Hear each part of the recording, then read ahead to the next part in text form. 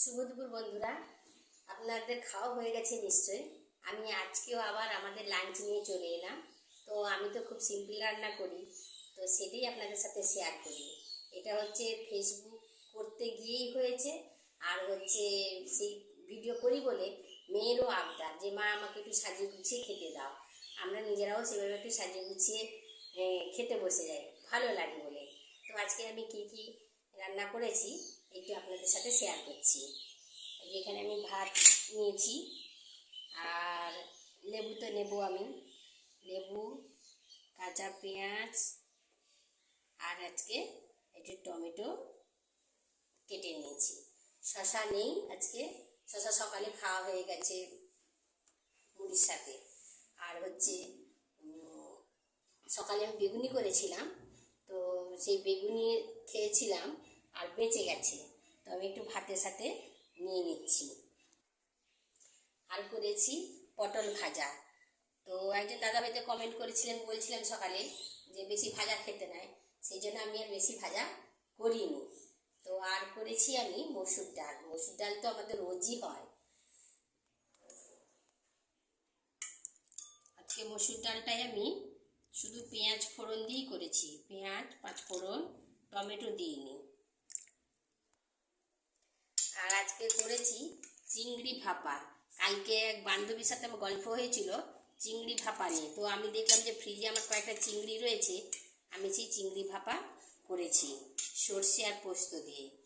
কালকে এই চিংড়ি ভাপা নিয়ে একটা কথা হচ্ছিল বান্ধবীর সাথে, তো আমি ভাবলাম যে তাহলে আমি চিংড়ি ভাপাটা করে ফেলি, ভালো লাগবে খেতে।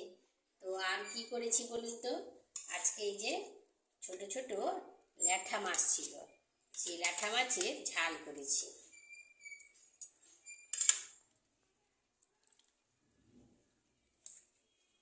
আর করেছি আমি আমাদের আমচুর দিয়ে এই কুমড়ো দিয়ে টক করেছি, সেই ল্যাঠা মাছেরই টক করেছি।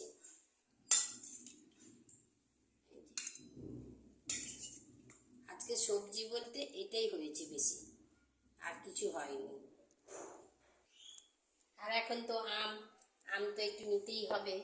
আমটা শেষ পাতে আম থাকলে ভালো লাগে খেতে।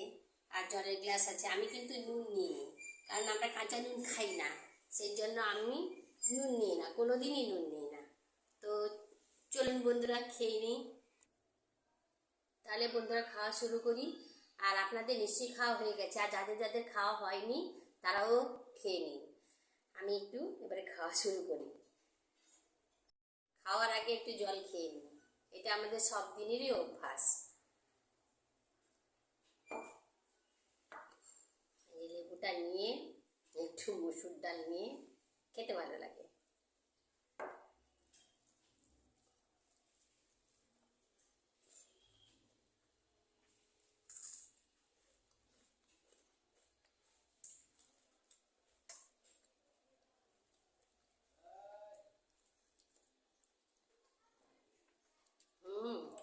তো এই কাঁচা টমেটো কিন্তু খেলে খুব ভালো।